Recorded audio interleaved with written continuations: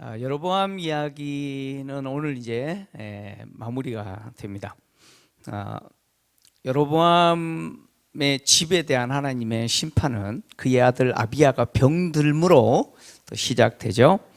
아들 아비야가 병들자 여로보암은 그의 아내에게 변장하게 하고 실로에 있는 아히야 선지자에게 가서 물어보게 했습니다. 근데 이미 하나님은 아히야 선지자에게 여로보암의 아내가 변장하고 온다는 거 알려줬잖아요.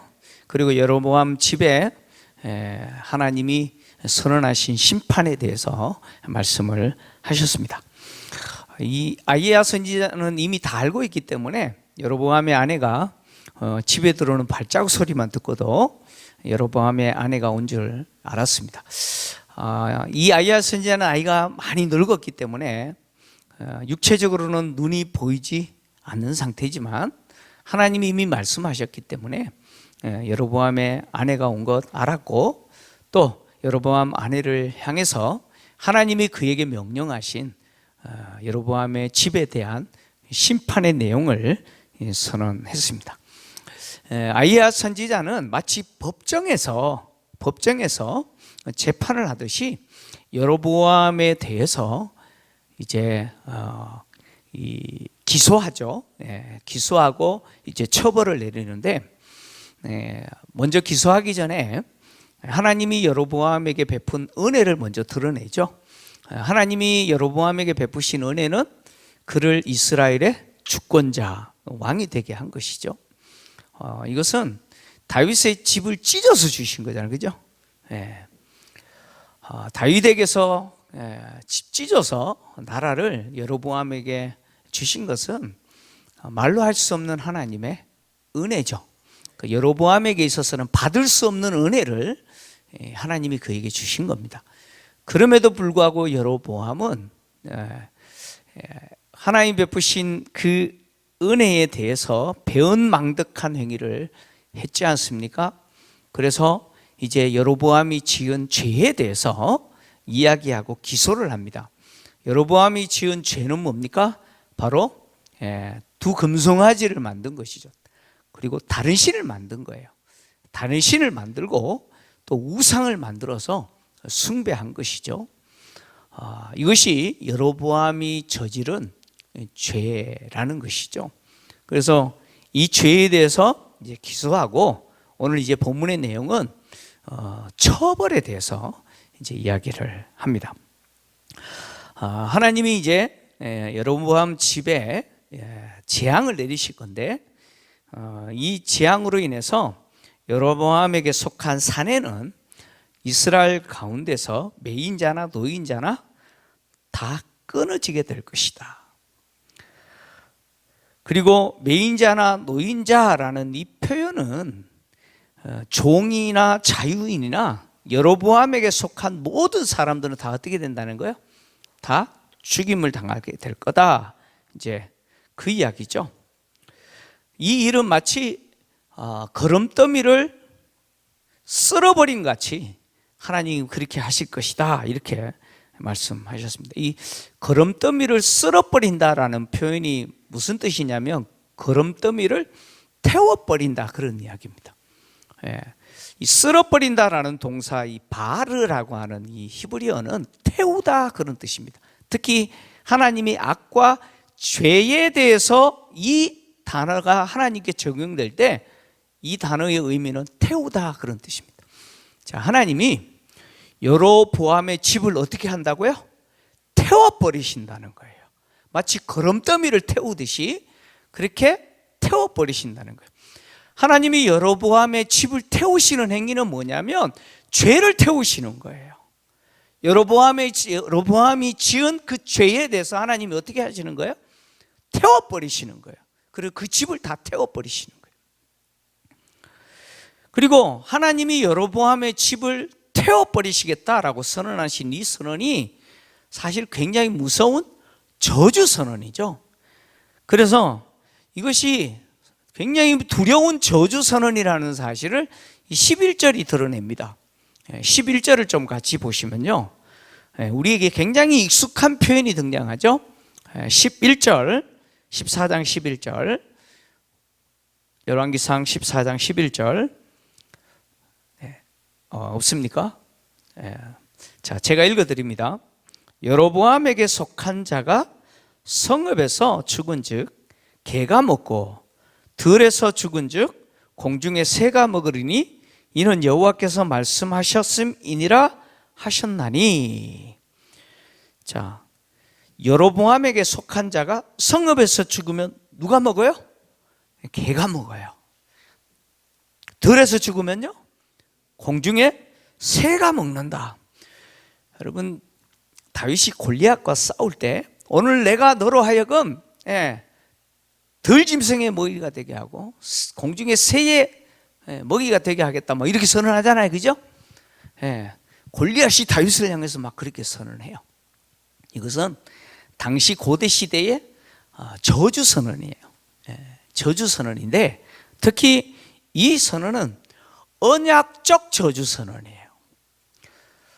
왜 하나님이 여로보암에게 속한 자가 성읍에서 죽으면 개가 먹고 들에서 죽으면 공중에 새가 먹는다, 이렇게 언약적 저주 선언을 하셨냐면, 여로보암이 지은 죄는 하나님과 관계에서 맺은 무엇을 어긴 거예요? 언약을 어긴 거예요. 언약을 어긴 거예요. 자, 하나님이 여로보암에게 다윗에게 주셨던 나라를 찢어서 주셨어요. 그죠? 그 나라를 여로보암에게 주셨을 때 여로보암과 하나님과 관계는 무슨 관계예요? 다윗과 맺은 언약적 관계가 그대로 여로보암에게도 적용되는 거예요. 그래서 하나님이 여로보암에게 누구처럼 신실하라 그랬어요. 누구처럼? 내 법도와 율례와 계명에 대해서 충성해라 그랬어요. 누구처럼? 다윗처럼. 그 언약적 관계이기 때문에 그래요. 근데 이 여로보암이 어떻게 했어요?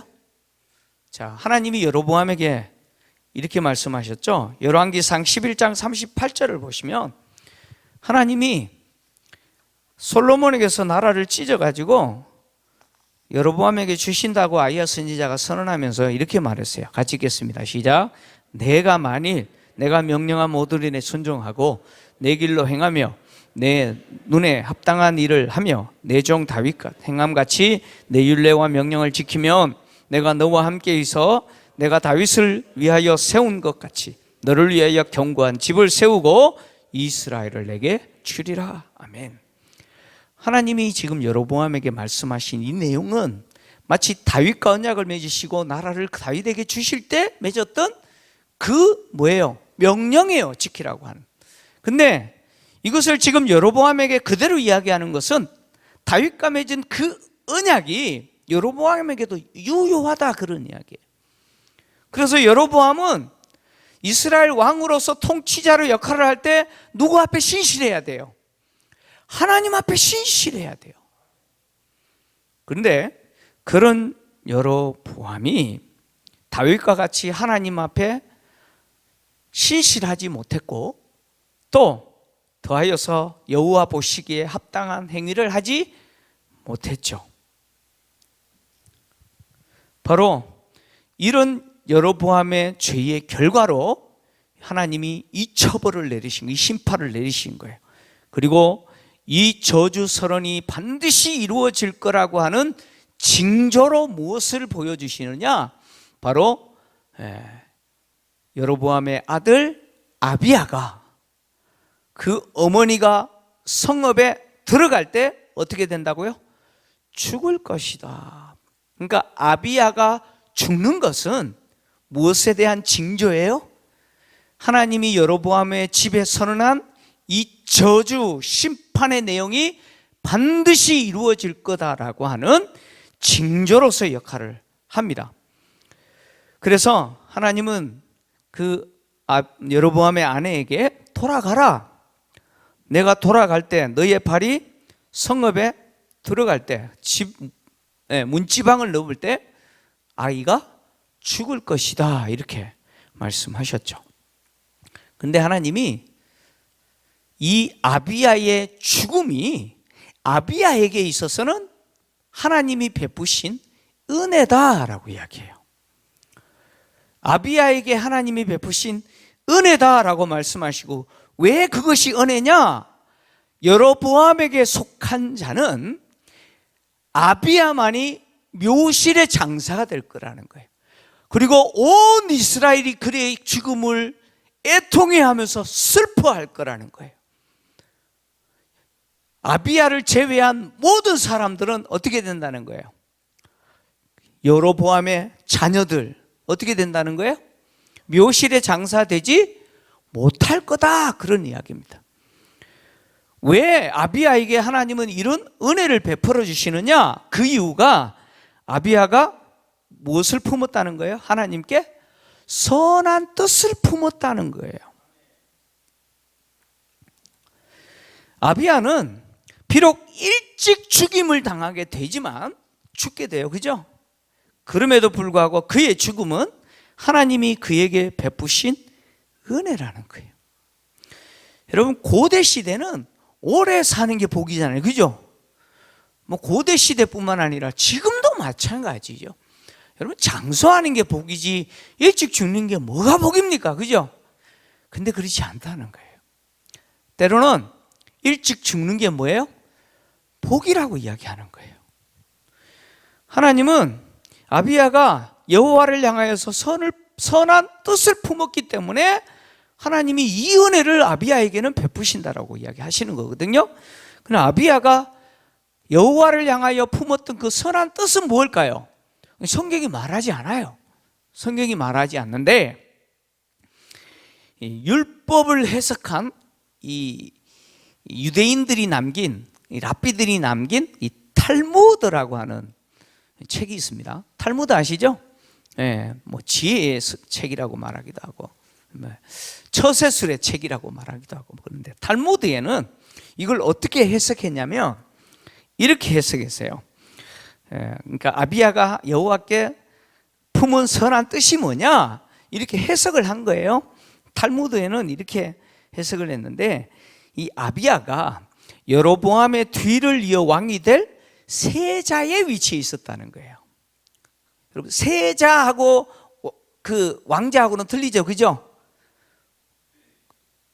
틀려요, 안 틀려요? 틀려요.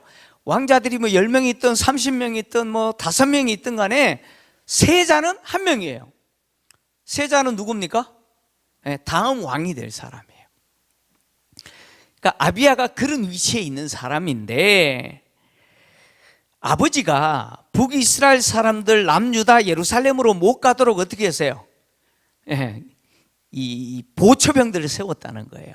근데 이 아비야가 그 보초병들을 다 제거했다. 그리고 심지어 자기도 절기 때마다 예루살렘에 가서 하나님께 뭘 했느냐? 예배를 드렸다. 이것이 아비야가 하나님께 품은 선한 뜻이다. 이렇게 탈무드가 그렇게 기록을 한 거예요. 근데 이 탈무드가 기록한 이것은 따라서 합니다. 소설이다.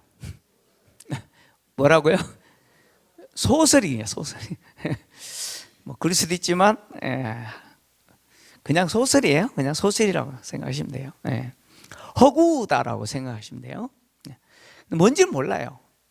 어쨌든 하나님이 아비야에게 일찍 죽는 그 복을, 그래서 자기 죽음에 묘실에 장사되는 그 복을 주신 이유가 선한 뜻을 품었기 때문이라는 것이죠. 그런데 이 아비야의 죽음은 여로보암에게 선언한 이 심판이 반드시 이루어지게 됨을 드러내는 징조의 역할을 한다는 것이죠.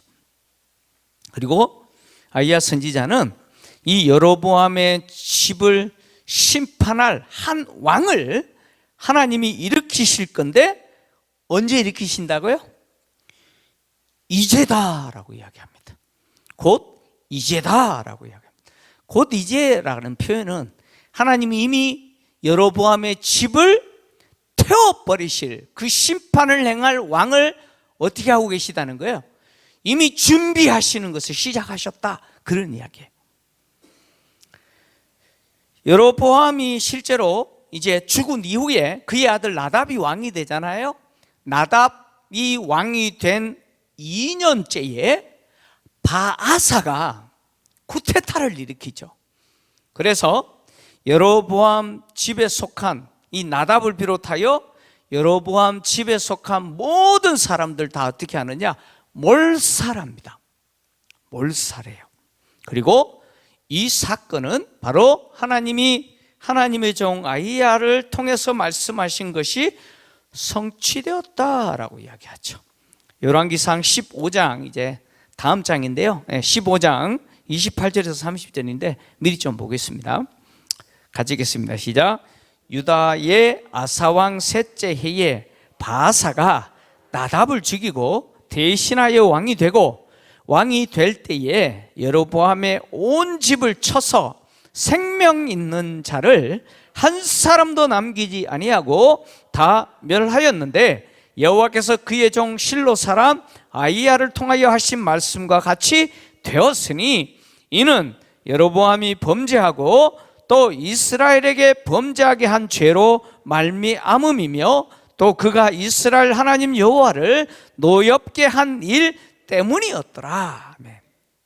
실제로 이런 일이 그대로 성취가 됩니다. 이 성취가 되는 일에 징조의 역할을 누가 하느냐? 이 아비야의 죽음이 그 역할을 한다는 것이죠. 그래서 실제로 아히야 선지자가 선언한 대로 여로보암의 아내가 집으로 돌아가 문지방을 넘을 때 아이가 어떻게 됐어요? 죽었어요. 그리고 그의 죽음에 대해서 온 이스라엘이 슬퍼하고 장사를 지냈습니다. 자, 문제는 뭐냐? 아비야의 죽음이 문제가 아니에요. 어차피 아비야는 하나님의 은혜로 죽은 거예요. 그런데 문제는 뭐냐면 이 아비야의 죽음이 여로보암의 집에 선언된 하나님의 그 심판, 그것이 성취될 것임을 보여주는 징조의 역할을 함에도 불구하고 여로보암이 회개하지 않는다는 거예요. 여로보암이 회개하지 않아요.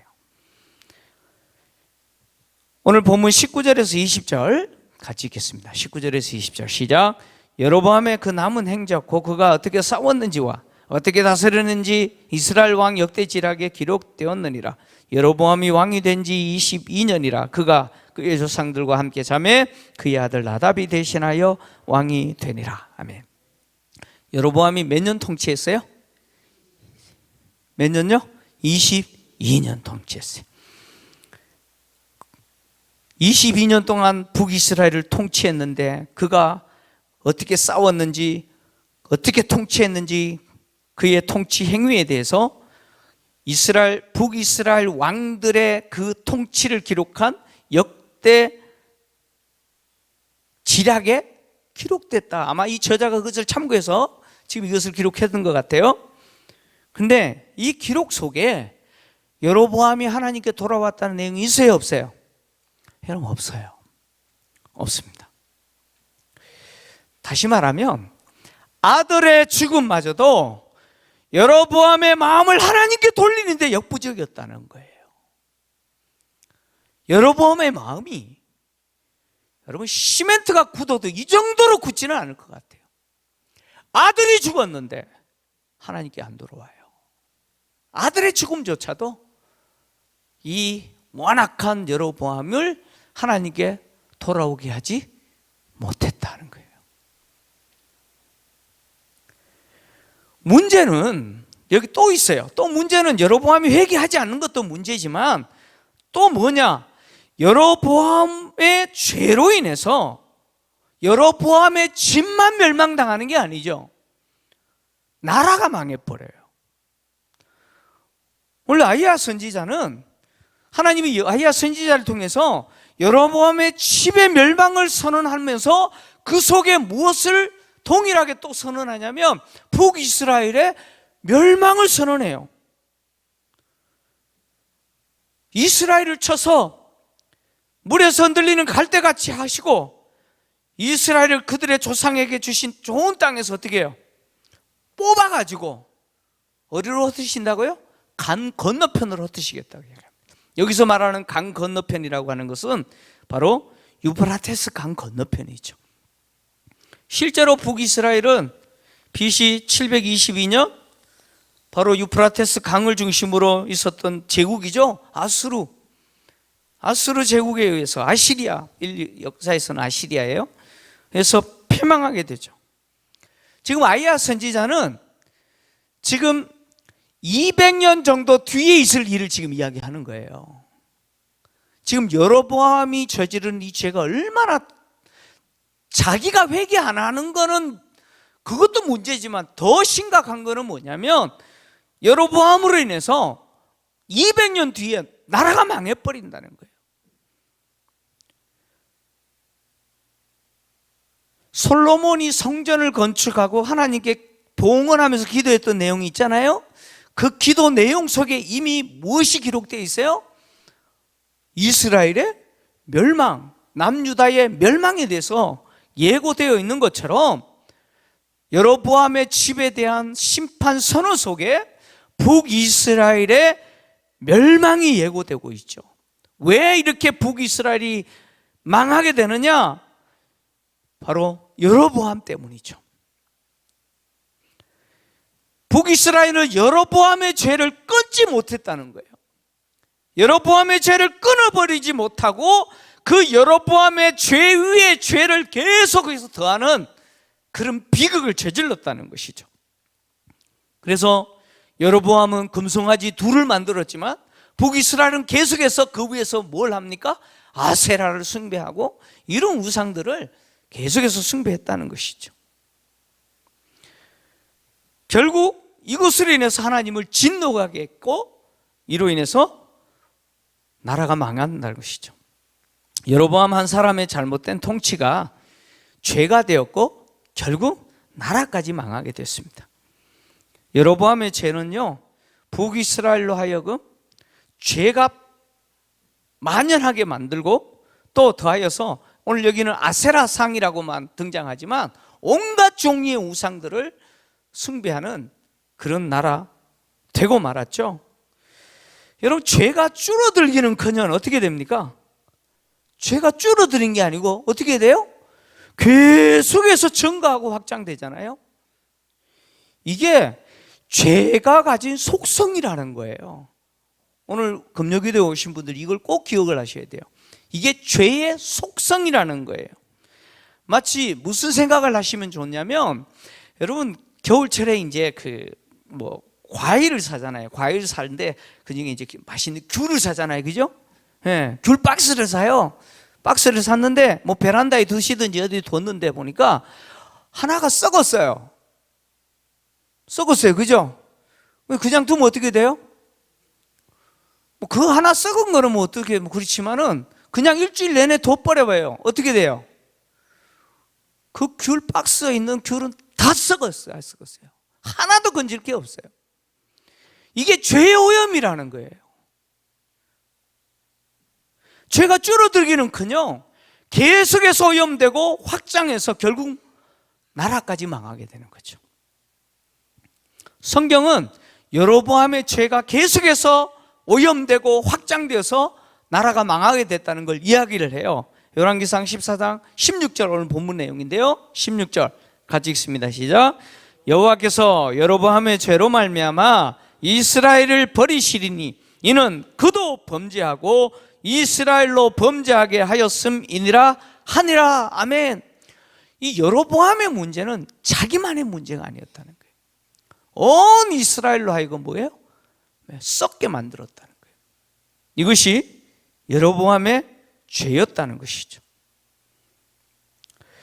하나님은 이스라엘 백성들에게 율법을 주시고 또 율법의 핵심인 10계명을 말씀하시면서 1계명, 2계명이 뭐냐면 다른 신을 숭배하지 마라. 그리고 나를 위해서 어떤 형상도 만들지 마라라는 것이죠. 그리고 이렇게 말씀하셨어요. 출애굽기 20장 5절 6절 같이 읽겠습니다. 시작. 그것들에게 절하지 말며 그것들을 섬기지 말라. 내 하나님 여호와는 질투하는 하나님인즉 나를 미워하는 자의 죄를 갚되 아버지로부터 아들에게로 3, 4대까지 이르게 하거니와 나를 사랑하고 내 계명을 지키는 자에게는 천대까지 은혜를 베푸느니라. 아멘. 하나님이 율법을 주시면서 특히 율법의 핵심인 십계명을 이야기하면서 이 이야기를 하셨어요. 다른 신 만들지 마라. 우상 만들어 숭배하지 마라. 이렇게 말씀하셨어요. 그렇게 말씀하시면서 나 여호와는 질투하는 분이라는 거예요.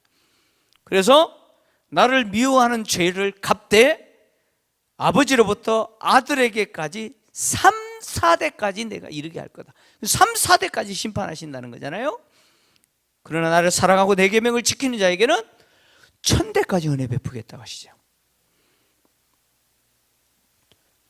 하나님이 이렇게 십계명을 주셨는데 하나님이 모세에게 이 계명을 주실 때 산 아래에서 이스라엘 백성들은 뭐 하고 있었어요? 산 아래에서 이스라엘 백성들은 뭐 하고 있었어요? 이 여로보암이 만들어 것 같은 금송아지 만들어 놓고 이것이 애굽에서 우리를 이끌어낸 여호와라 그러면서 뭐 난리 났어요. 그죠? 하나님은 이스라엘 백성들 다 멸해버리시고 모세 너를 통해서 한 민족을 내가 새로 시작하겠다고 하셨는데 모세가 어떻게 해요? 모세가요? 차라리 나를 생명책에서 지워달라 그러잖아요. 그죠? 하나님 앞에 정말 간절하게 이 이스라엘 백성 용서해달라고 간절하게 호소해요. 그래서 모세의 기도를 들으신 하나님이 출애굽기 34장 7절 또 이것을 말씀하세요. 자, 같이 읽습니다. 시작. 인자를 천대까지 베풀며 악과 과실과 죄를 용서하리라. 그러나 벌을 면제하지는 아니하고 아버지의 악행을 자손 3, 4대까지 보응하리라. 아멘.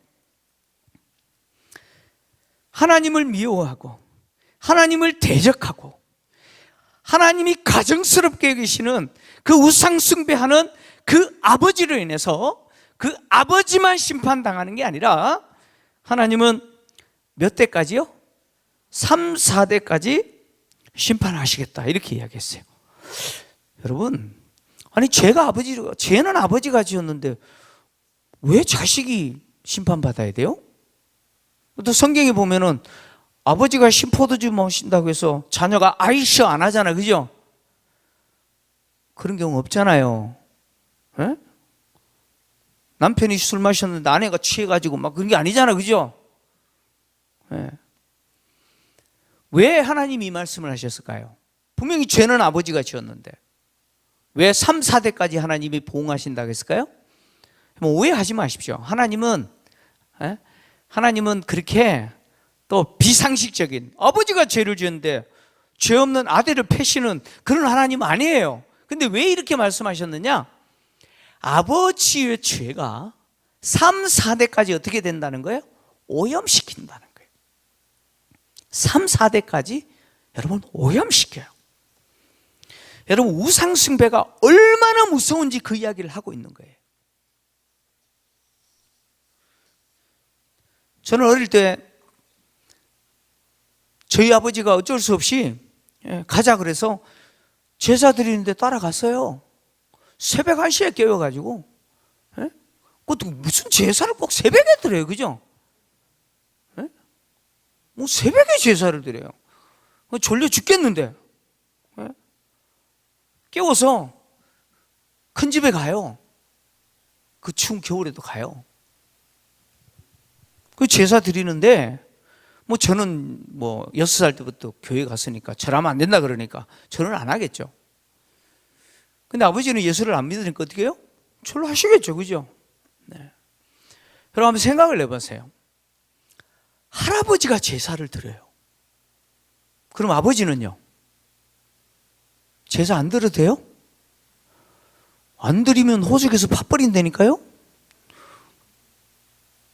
옛날 같은 경우는 요즘은 뭐 부모가 그래도 내가 뭐 좀 열심히 해서 자수성가 할 수도 있겠지만 그 시대는요 기업이 없으면 못 살아요. 맞죠? 부모님이 땅을 주셔야지 먹고 사는 거예요. 근데 호적에서 팥버려요. 어떻게 살아요? 여러분 할아버지가 우상 숭배하면 아버지는요 할아버지보다 더 높으신 증조 할아버지가 살아 계셔가지고 우상 숭배하면 그 집안은요? 또 옛날은 저도 마찬가지예요. 우리 여기 걸포동도 마찬가지고 집장촌이잖아요. 그죠? 와, 세상에요. 저희 어머니가 하신 말씀이에요. 예, 가마 타고 죄를 넘어서 시집을 왔더니 에이, 무슨 아재들이 그렇게 많은지 40명이 됐대요. 아버지 학렬 형제들 있죠. 그 아재들이 몇 명 정도 됐다고요? 무슨 동네에 40명 정도 됐대요. 옛날에는 결혼식 하면은 바짝 마른 북어 갖고 뭐예요? 그 발바닥 때리더라고요. 예. 그거 해보셨어요 혹시? 예.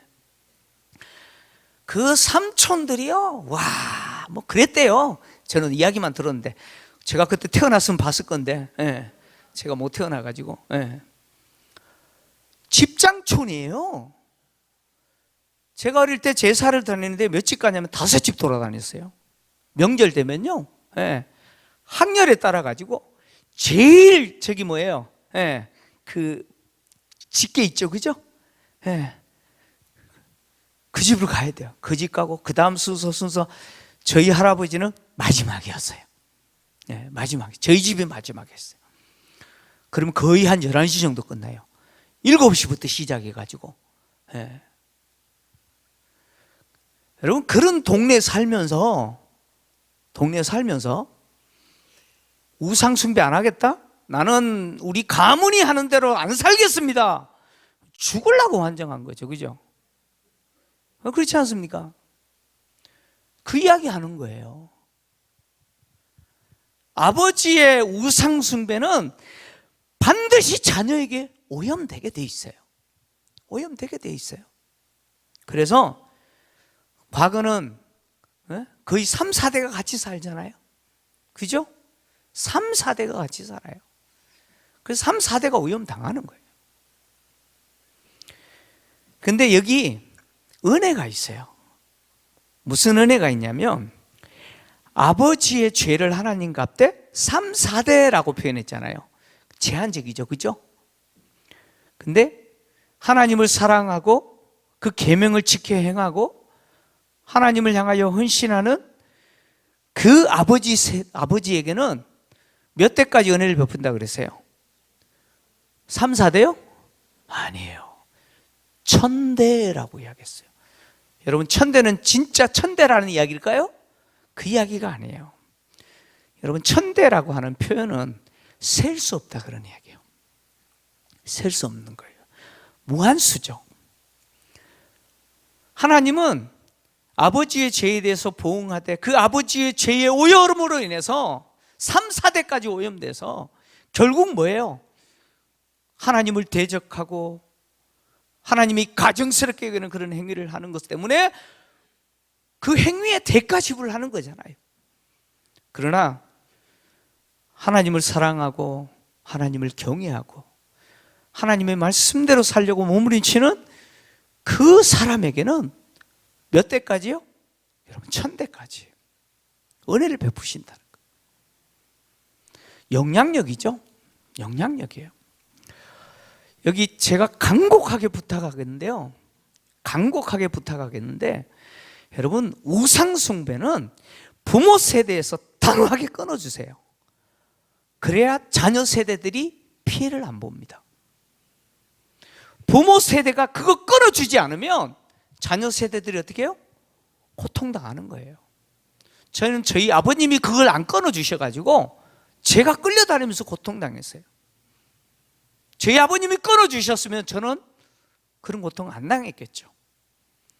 여러분, 단호하게 끊으셔야 돼요. 그래야 자녀 세대들이 그 고통을 안 당합니다. 제가 무슨 이야기하고 싶으냐면 이 이야기를 통해서 마지막 결론을 내겠습니다. 여로보암은 결국 자기만 망하는 게 아니에요. 아비야 빼고는 그에게 속한 모든 자들이 다 어떻게 됐어요? 몰살됐습니다. 몰살됐어요. 또 그 집안뿐만이 아니죠. 나라를 그렇게 멍들게 만들었어요. 여러분, 우리는 어떤 부모가 되어야 되겠어요? 어떤 세대가 되겠어요? 가정에서 부모가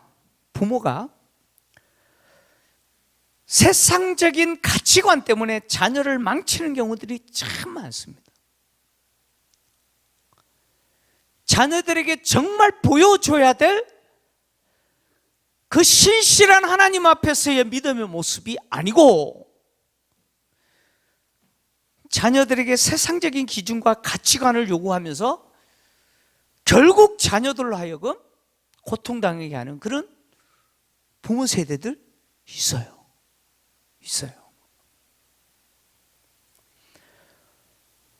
우리에게는 어떤 부모가 돼야 되는지, 교회도 마찬가지예요. 오늘날 한국 교회가 힘든 이유가 뭐냐면 사실 우리 기성세대 때문이에요. 기성세대들이 이 젊은 세대들에게 뭘 못 보여줘요? 하나님을 향한 헌신 못 보여줬어요. 기성세대들이 말로는 하나님을 믿는다라고 하는데 실제 그 삶의 내용은 뭐예요? 돈 하면서 사는 거예요. 그러니까 그런 기성세대들을 보면서 젊은 세대들이 무슨 믿음의 선한 영향력을 이어받겠습니까? 그 젊은 세대들이 어떻게 하나님께 헌신을 하겠습니까? 우리는 정말 가슴을 치면서 하나님 앞에 이거 바꾸어 달라고 기도해야 돼요. 아멘입니까? 이거 바꾸어 달라고 기도하셔야 돼요. 우리 가정도 마찬가지예요.